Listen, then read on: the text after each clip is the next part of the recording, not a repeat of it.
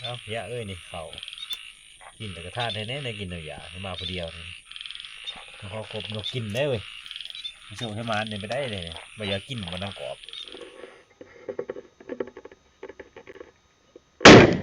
เป็นได้มันรับตาไว้เรียบร้อยทุกคน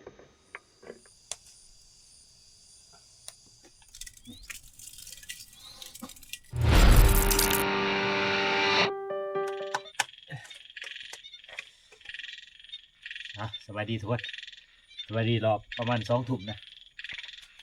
จีก่อนจะออกใต้ตามานี่เราจะไปนั่ง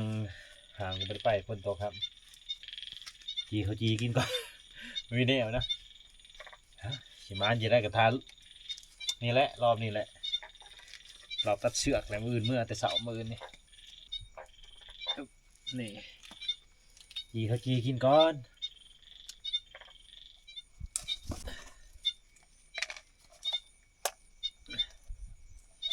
แต่มันมีรสชาติแบบเค็มๆจะน้อยมันยังเสียบข้าวจีกะประมาณเมื่อวานนี้ยังพอแต่ว่าบริยิ่งเมื่อวานนี้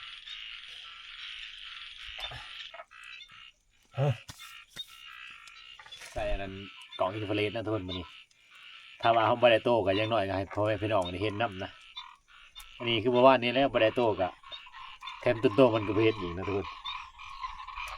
อันนี้คันว่าเขาบริทับเลยจะได้ก็ยังน้อยก็เห็นต้นโตมันแบบวับเป็นยังดีนะนี่ให้มันดึกๆทุกคนเขาจังสิไปนะกินข้าวจีก่อนจึงไปใส่น้ำมันผืดก่อนให้มันแบบว่าออกมันจะหน่อยนะเราจะได้กินข้าวจีนี่ว่าเป็นเรื่องง่ายนะยากกว่าไปหานั้นล่าสไตล์หายพอกโอ้ยข้าวจีไปอย่าคิดจะพลาดทุกคนใหม่เบิดลงจีไปเลยไปหาเลาะเยื่องนั่นเยื่องนี่นะไม่ได้อยู่ซื่อๆมาทางนี้ใหม่เลยมานั่งกรอบแม่แหละ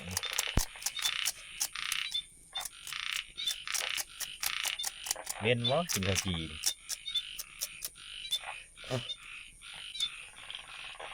เอายาเอ้ยนี่เขา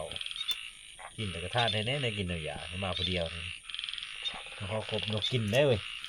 มันส่งให้มาเนี่ยไปได้เลยเนี่ยไม่อยากกินมันนั่งกรอบสมมติได้บนแย่งมือตีนเลยได้กินข้าวจีทุก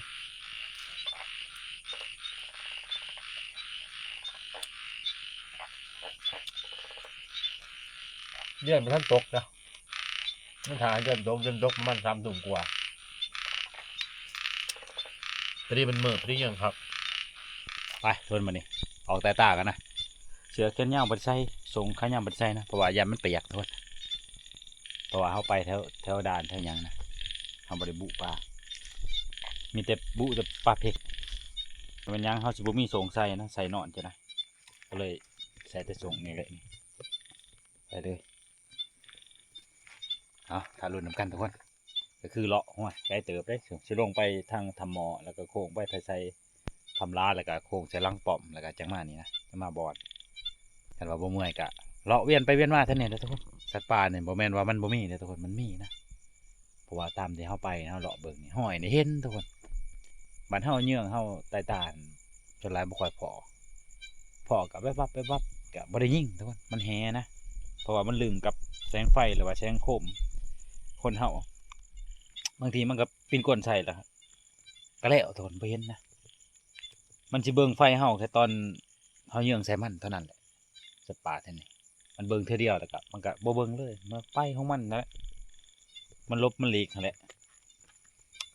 ไปคือเมื่อคืนนี้แหละเฮาเอียนอันนั้นเชื่อแมวอยู่นี่เวียนจักทะเลเถื่อจนเฮาไปรอบ2แต่ว่าเห็นมันอยู่ในป่าเพ็กตัวเล็บลับนะมันเบิ่งแบบมันเบิ่งตาแบบบ่ได้เต็มหน่วยทุกคนเป็นแบบสำนึงนะมันเบิ่งแล้วก็ค่อยโมไปลิบจังหวะนั้นเฮาก็หับเลยทุกคนยิงเลยยักถึกไซเตรียมมายังนะคันว่าอันนั้นมื้ออื่นเช้าจะไปเบิ่งตัวนะจังได้ยินกลิ่นมันบ่ได้ยินกลิ่นบ่เห็นดอกจะมันจะอยู่วงใดเราชอบมานะไปเบิ่งทำเตียงก่อน น้ำเต็มเลยนี่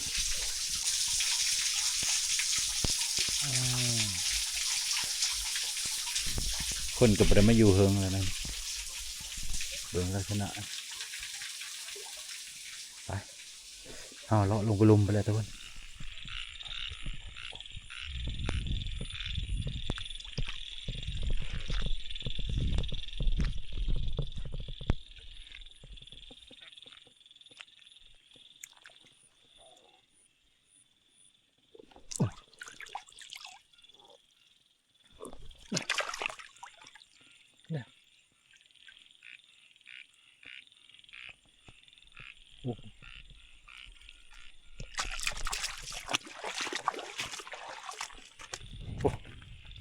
แล้วไม่ได้ซ้ำจบข่าว ป้าทุกคนปีนี้มักบกอยู่ด้านตัวนี้ดกขนาดนั้นนี่มักบกตัวนี้มันมักขนาดต้นตัวนี้นะมันอยู่ในด้านนี่แหละบอลพันมองว่าชิยิงนี่พันมองพันว่าชิยิงแล้วเพิ่นก็มาปูอูนอนอยู่นี่นะดกขนาดปีนี้พวกต้นบกตัวนี้มันมักกันยังทุกคนปีกายมันบ่ได้มากมาปีนี้โอ้โหดกอีหลี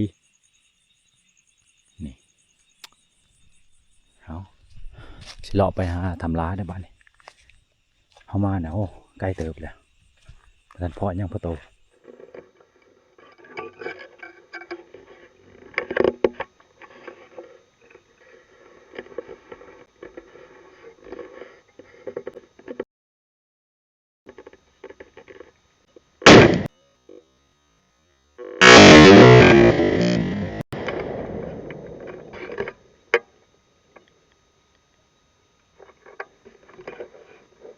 เป็นไดมันรับตาไว้เรียบร้อยทุกคน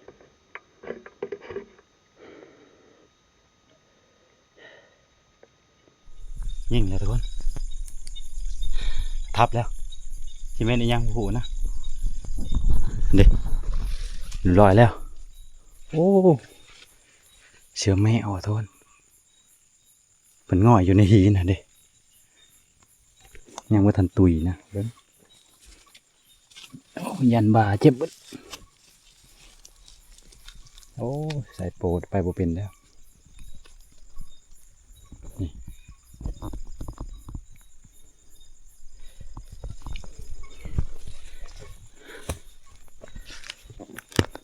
เบิ้งมันต่ำก่อนหินมันง่อยอยู่ในนี้ทุกคนเอายิงสาดเข้าไปเลยเรียบร้อยมันเห็นแสงไฟเฮาเนี่ยมันรับตาไว้ทุกคนมันรับตาไว้เลยสลัดขนาด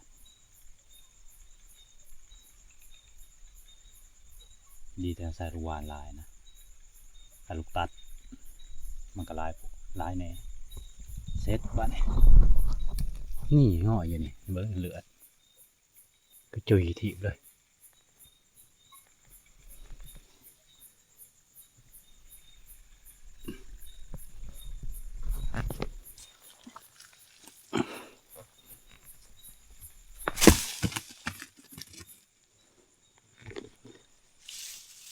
นี่เด็กทุกคนยังเต็มเลย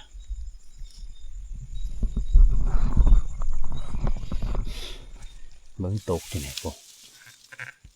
ยางมันว่าหยัดบ่ได้แห้งบ่ได้แต่ว่าใส่ซองฝาเจ็บเบิดบาดหยัดบ่ได้ก็พอแห้งพอแล้วเอามาแล้ว1 แต้มทุกคนแต่ว่าเฮาบ่ค่อยมักปานใดนะตัวนี้เมื่อคืนนี้ก็ตัวนี้แหละตัวเฮายิงรอบนี้ขนาดว่าหมุนเบิดทางกดนี่ปานนั้นยังสิไปนะก็ใส่ก็ยังออกเบิดปานนั้นยังหายใจเฉยยังบ่ตายเฉยลายเพิ่นหนูนี่ดับนี่เพิ่นประเภทละหนูนี่ขนาดเพิ่นเบิดหนูนี่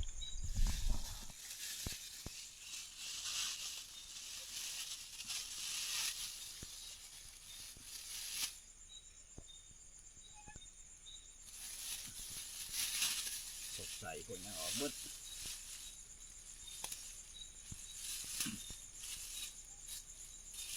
ส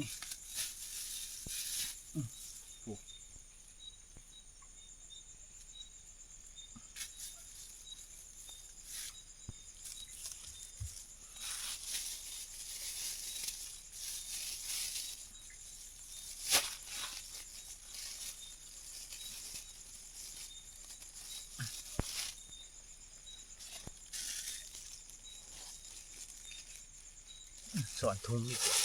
ก็เลยเอาทุ่งมาลายถ้าว่ามันซึมอยู่เป็นร้ายจะบ่ค่อยผ่านทุกคนถ้าว่าระบบมันแหลนมันยังแล้วยิ่งมันบ่ถือจุดสำคัญนะแล้วมันบ่เป็นยังมันอันนี้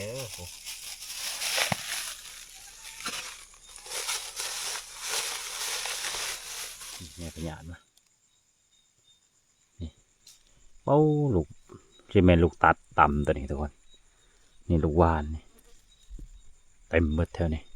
มันง่อยอยู่นี่มันหลับตาอยู่นะพ่นเข้ามาแต่ผมเราเห็นแต่ไกลแล้วไปต่อทุกคนเขายิงเอาเนี่ยอยู่ถึงอันนั้นทำลานะทำลาอยู่ลุมนี่เด็ทำลาอยู่นี่นะคือสิบ่มีคนอยู่นะทุกคนมันจึงมาอยู่ถึงเฉยมาจอเบิ่งทำลาก่อนมีบางคนอยู่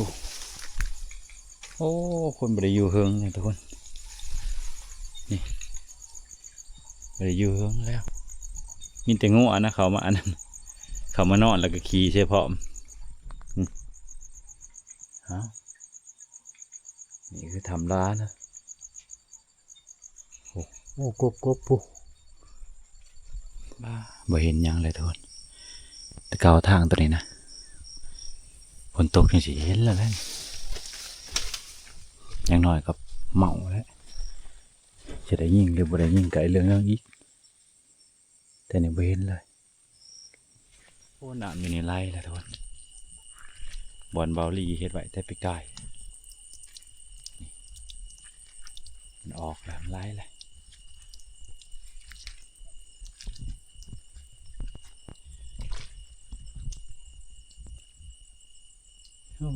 มันจะลูกกบ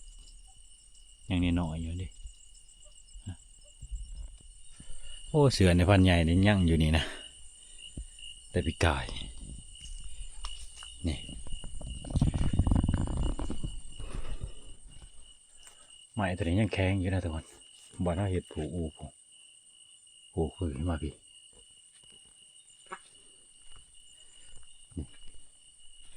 เอาเห็ดบนผูนี่ยังผูกได้นะยังแข็งอยู่ผูกใช่ปะนอนสบายโอ้ยเลยโง่ทุกคนนี่3 ดอกถ้าว่าเทาวก็บริเทานะนี่กับบริแกงเสียบใช่ไหมนี่คือ2 ดอกเอาไปบริแล้วมันมุนทุกคนเชือกดอนตัวนี้ทุกคนเมื่อวานนี้เขาพอดอนตัวนี้นะแต่ว่าบริทับมัน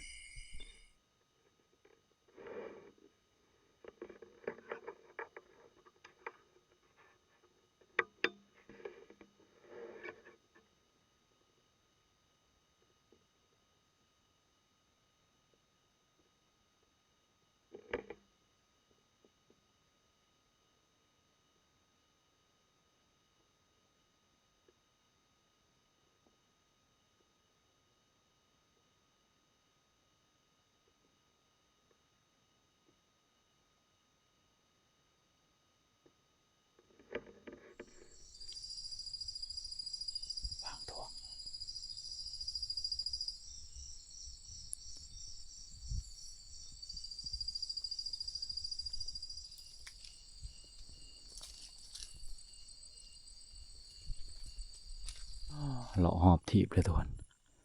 บ่พอนะพอตาเดียวไปเมื่อบอลบ้านนี่มาบอลนั่นเลยทุกคน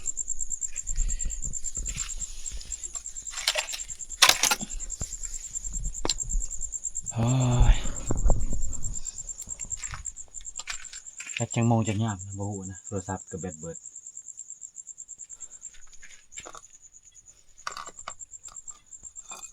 มีข้าวจีก็ เดี๋ยวสิหอยอันนี้ไว้นี่ทุกคน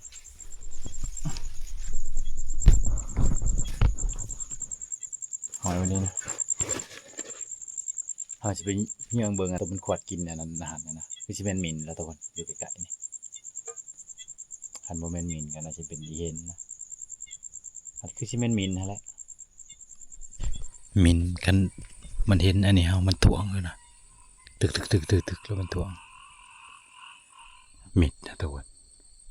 วันนี้ยินเสียงเลยเจ้าว่าประทันมาบ่ยันรอบดึกรอบแจงนะ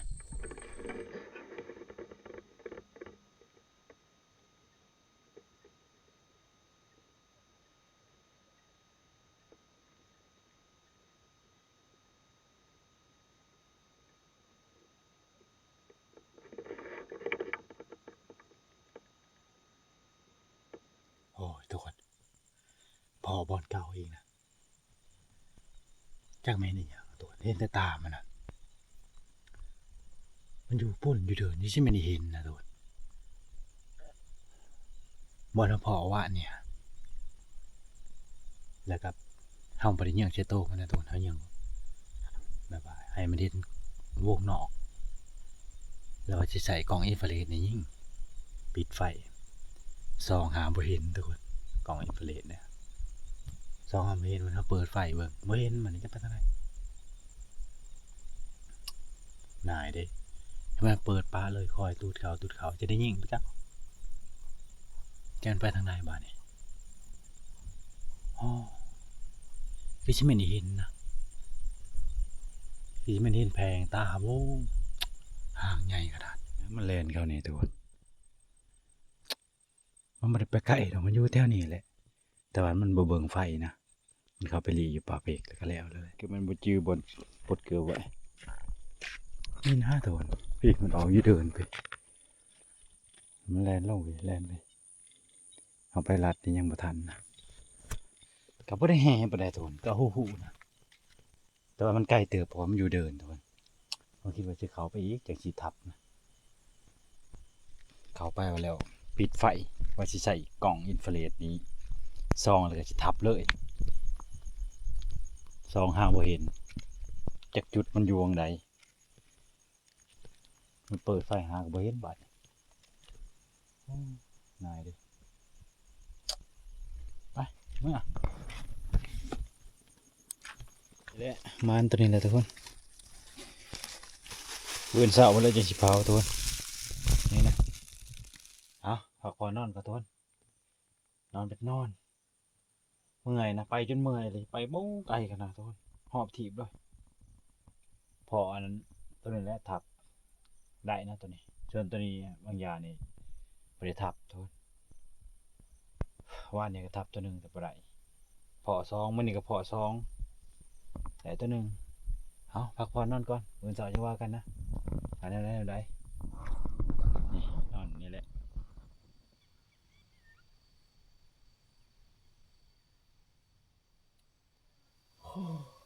โอ้บัดเด้เอาสบายดีตอนสายทีหนึ่งทุกคนจะมาขวดตัวหนึ่งก่อนบัดนี้เนาหรือจักโอ้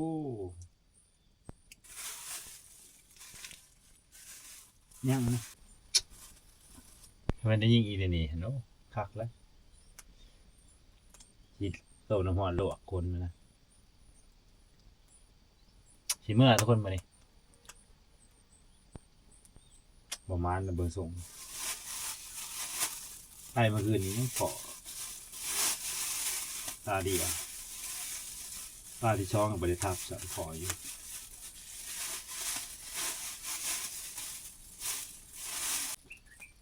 เขาสิแบ่งให้ทานอยู่ในเข็มน้ำนะจังหน่อย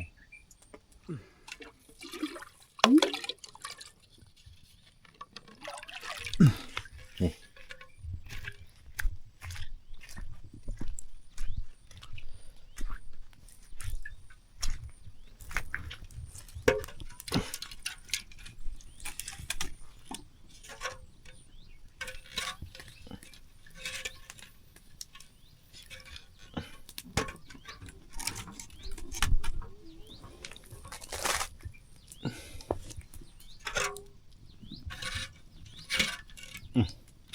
สารนั่นแหละว่าแต่มันบลมเอาชีสำเร็จแล้วก็เกลือแล้วก็เมื่อเลยนะทุกคนเขานี้มันกินอยู่เพื่อนพอแหละ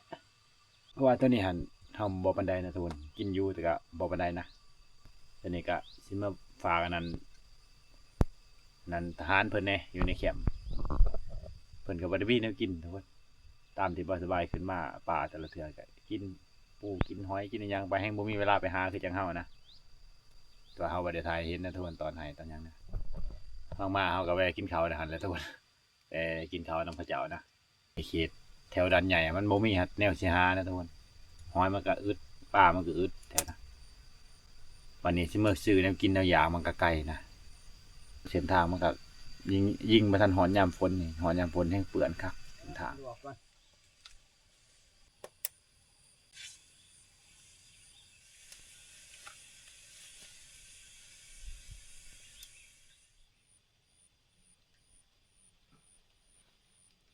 เหงื่อออกว่ะ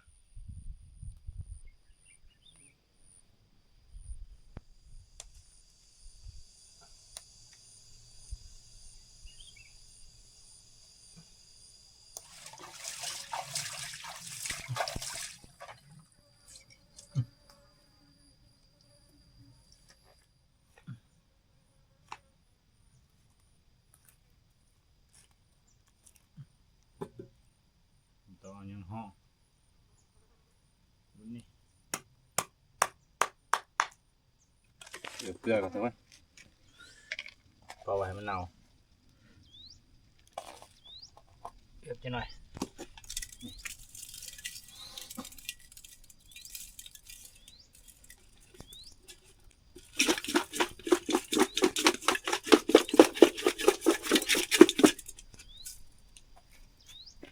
กินเน่าๆจะหน่อยเลย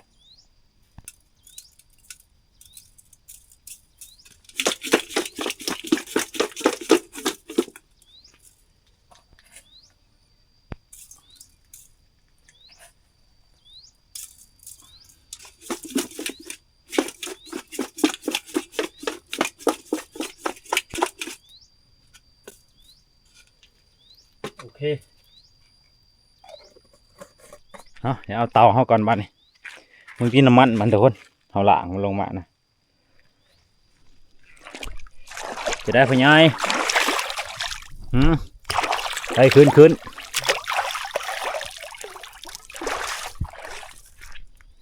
นี่เตาเอาเก็บเครื่องเก็บของก่อนบ้านนี่เมื่อนะกินข้าวเยื่อนพอแล้วจนตอนนี้ก็สิเกลือไว้แล้วก็สิแบ่งให้อันนั้นทหารเนี่ยนะจากขาหนากับอันนั้นพวกซีนมันแหละแบ่งให้พอได้กระเจ้าอบกินนะถึงเขาสิกินเนี่ยละชวนเฮานี่บ่ปานใดนะกับตัวนี้นี่พอได้กระเจ้าอบกิน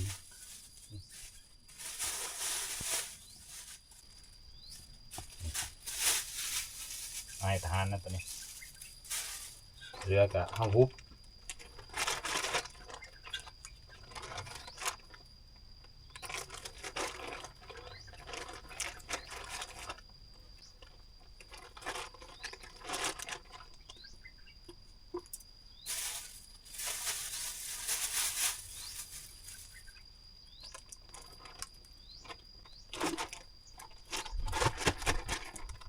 สลายเติบ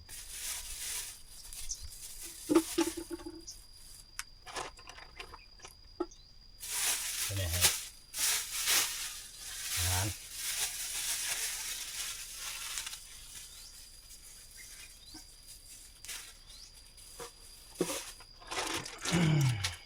ดีเอาละตัวนี้สอนทุ่งอะไรทุ่งเลย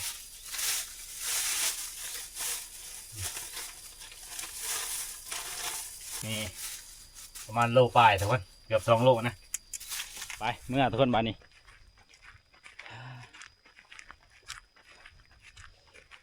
ได้มากินข้าวอยู่บ้านเท่าแหละมีแนวนะโอ้ยเงี้ยฮันดิโอ้เมื่อหา3 ข้าว3 น้ำก่อน3 ข้าวเฮาอะไรทุกคนวันได้มันบอกวันได้มันห่างนะเขาสิลก3แล้วว่า เอาสามไปแล้วนะเทื่อหนึงแต่ว่าบ่แล้วทุกคนทำไปสามแต่ตอนเสาร์แล้วก็ตอนแรงก็บ่ได้ไปนะแม่นบ่ได้เห็นละงูนี่2 ดอกตัวเพราะยันมันบ่แม่นนะเพราะว่ามันเป็นชิ้นแหละๆยันเฮ็ดขีกเดือนแม่นอะไรทุกคนเห็นละงูนะนี่เอานี่บนเขายังพอเห็นโดนมันอยู่หันนะปุ๊บมันไปพุ่นบ้านนี่เข้ามาในมันทางนี่ตอนเขาลงผมพอเห็นเขาขึ้นมาจะเห็นเบื้องลำไยป่าเนี่ยสะที่ต้นไม่ได้กระหอกน่ากินไปต้นอยู่ทั้ง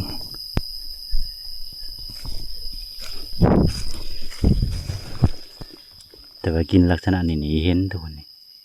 กินไหนมันนะโคบกินไหนมันนี่ทำอะไรลงมาหอดพี่นี่อีเห็นนะกินแบบนี้นี่สังเกตมึงดูทำกินแต่ไหนอีเห็นนะทุกคนนี่นะนี่อีเห็นกินพออยู่เทิงกันอยู่พวกอีเห็นตัวนี้บุจักนี่โอ้กินดีนะทุกคนสะทิบกินนี่นะแต่ตัวนี้บ่แม่นอีเห็นทุกคนกระหอกนะกระหอกกระบางเลยนี่มันกัดกินนะทุกคนนี่มันกัดแบบสะทิบเลยนี่นี่กัดอันนี้นี่กัดลักษณะนี้กระหอกทุกคนกับบางนะกินแบบนี้ถ้ากินคือตะกี้นี่เห็นไก่ขวาตือลูกนะ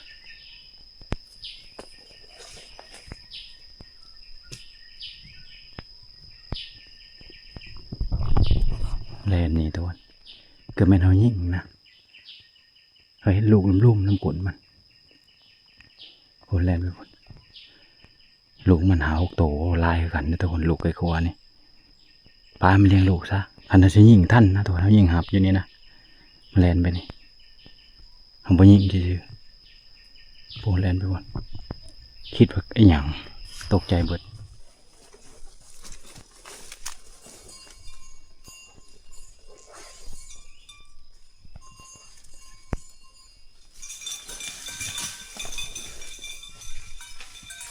เยี่ยมชูเฮ็ดหยังฮะยิบยิบยิบเอางัวยังจะมาบุดอนบุป่าโหบักโคกเนี่ยพากันบุเฉยเจ้าหน้าผู้ชูก็ถึงแหวเขาดอกปากหน้าผากด่างตัวนี่เฮ้ยไปจังได้ฮะเยียบเอามาหอดรถเลยทุกคนเมื่อยขนาดเนาะเอาทุกคนวันนี้คลิปนี้กับผมมีอย่างไรนะสิจบไว้นี่แหละจะได้กะเขามาขอบใจหลายๆที่คอยสนับสนุนเบิ่งคลิปเฮานะตั้งแต่ต้นจนจบเอาถ้าติดตามคลิปต่อไปทุกคนว่าสิไปทางไหนอีกอยู่ดีแม่งเบิดชูทุกคนนะเอาถ้าติดตามคลิปต่อไป